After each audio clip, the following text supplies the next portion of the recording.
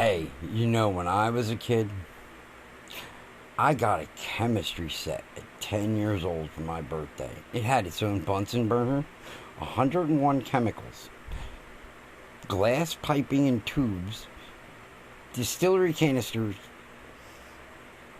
all kinds of cool things in it. You probably shouldn't leave a 10-year-old alone with a bedroom with a couple of his friends. I don't understand why they don't do that for people today. I can't fathom. You should always have your own Bunsen burner.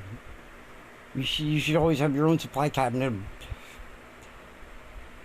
different kinds of chemicals we won't go into right now because of their alkali and non-alkali, acid and non-acid effects on each other for propulsion and things like that. Okay. And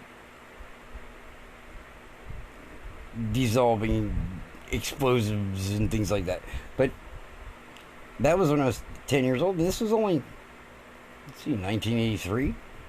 Wasn't that long ago, right? And then I remember when I was 11 years old, at the back of a High Times magazine, I sent away for the book that I never thought I would get. It took me like 16 weeks to get this sucker. I had to send away to Syracuse and give them a postal money order. Like, I thought it was a shit, go and get a postal money order. I'm going to go get a postal money order by myself. In a post office, everybody knew who you were.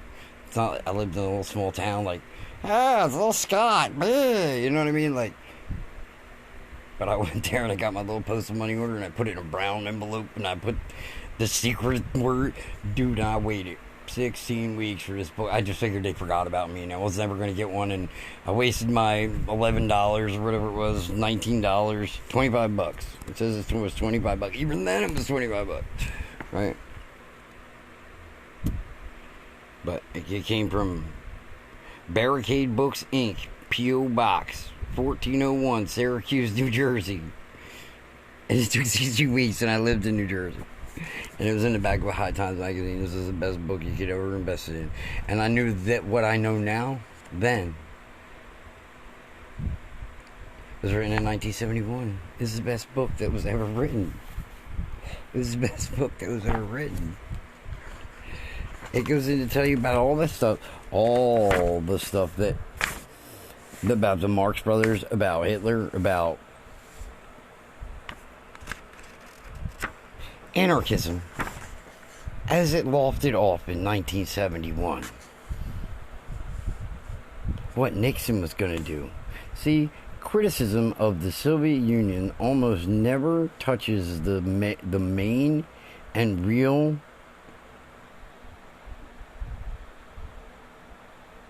Marx's point that all economic terms which, according to Marx, characterizes capital, like wages, profit, accumulation, and especially value, are officially recognized by the Soviet regime as valid for a socialist economy. Marx,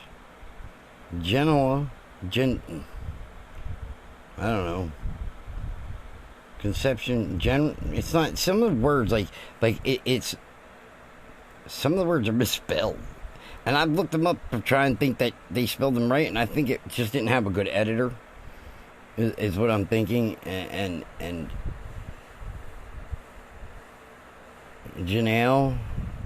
Marx conception of the, because it's not general, it should be, but it's, I never looked that word up, but of the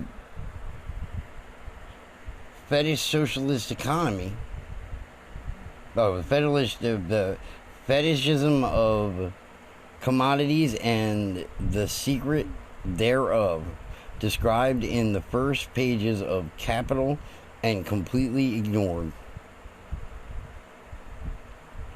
That's just one. This dude. It goes to talk about Nixon. It goes to talk about all of them. That's just the section on Russia. Oh, and then you could go on and create your own drugs. Taught you how to grow drugs. board, marijuana, and it goes into all of them. LSD, all your speeds, all your everything, and how to break down everything in your chemistry set. Then it goes into electronic sabotage and surveillance in 1971, because they had things called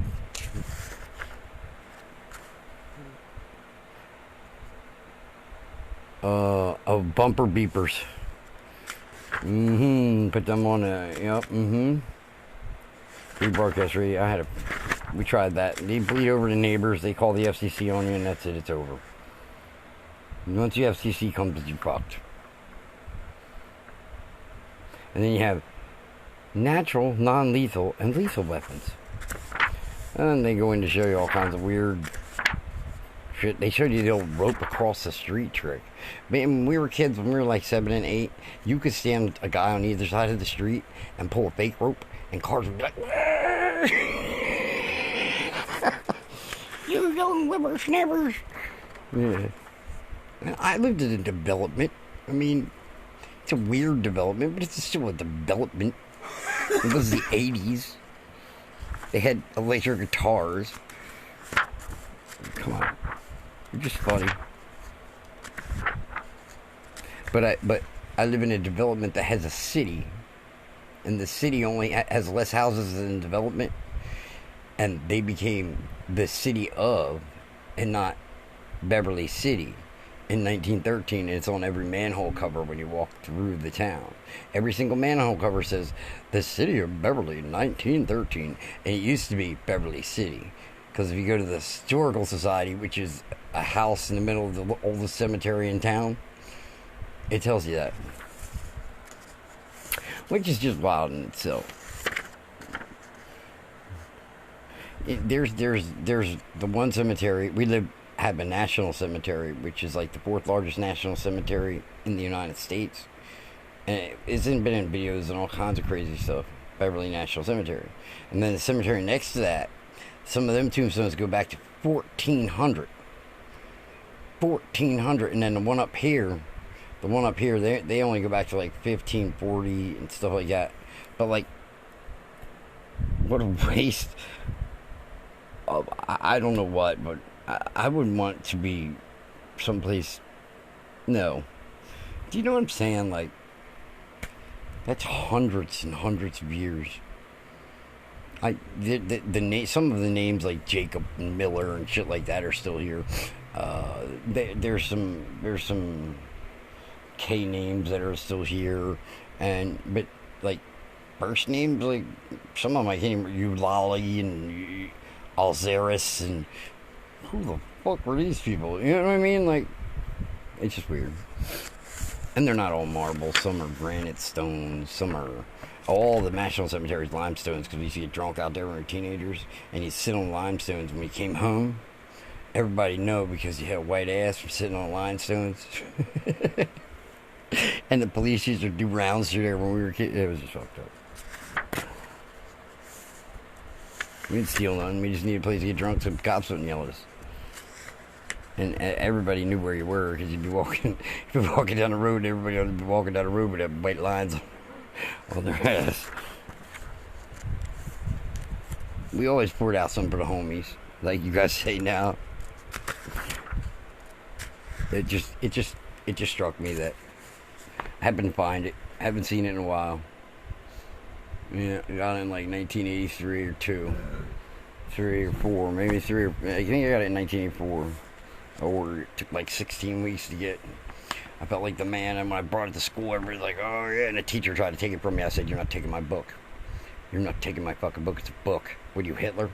And not realizing what I said, but the teacher got all offended and gave me my book back.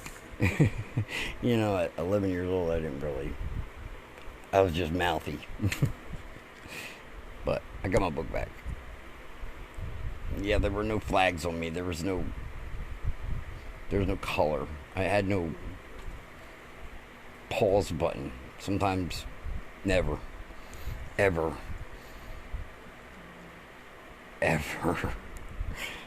But I figured I'd share that with you. And I had chemistry set. My chemistry set was cool. until we blacked part of my room, and then they took it all away, and they were like, you can't mix this and that and this. It said we can, we just can't do it in the amounts we did at the temperature we did it at. That's what kids are missing today: freedom of expression to blow themselves up. Have a good night.